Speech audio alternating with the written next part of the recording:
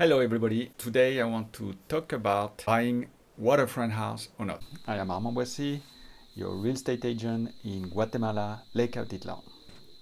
Why is it lake access or boat access important? Because if you are not a person who like to change over the time. So this is an example of the lake in the morning. It's very flat, and I'm heading to Panarachel. It's beautiful to navigate, and it's pretty much like that all the time. Now it's get choppy in the afternoons. If you are not a person who are comfortable with boat, then it's better to not consider it. A boat, it's mean you have to look after it. You have to make sure your bilge pump functions, particularly during the rainy season, because we can have like 10 inches of water in 2 hours. So if your pump is not working, your boat is going to sink. And my different boat, I own have sunk several times already. Yes, lakefront. What does it mean once you decided to be lakefront, independently if it's boat access or car access, with or not car access? For lakefront, it's also have some restriction on what you can do, because you have to remember that the waterfront is the beach are public.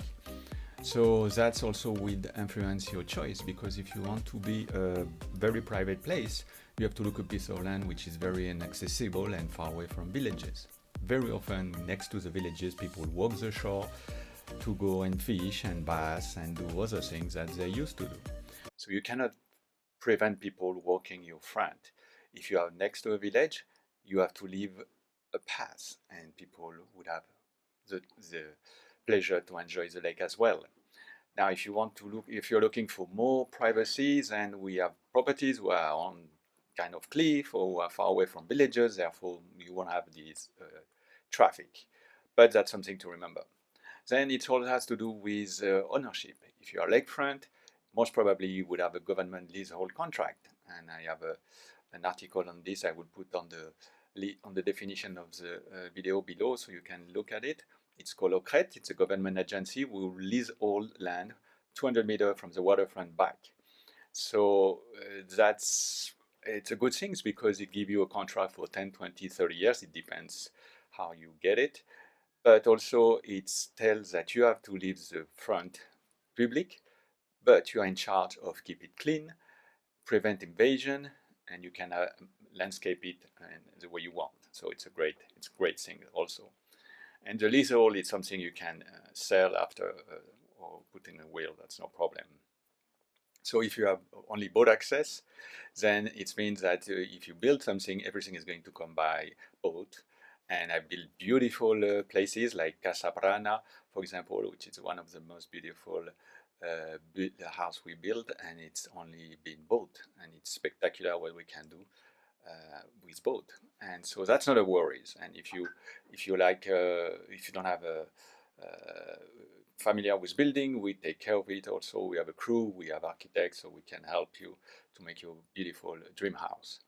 So you have to be also pretty healthy, because if you're not healthy and you leave only boat access, then you cannot, it's in the middle of the night, you have to jump in a boat to see a doctor. It's not easy. And so you have to remember boat, waterfront, boat access, or only or with car access. That's the two first things to consider. Location, if you want to be close to a town or not, or if you want to be more private or not.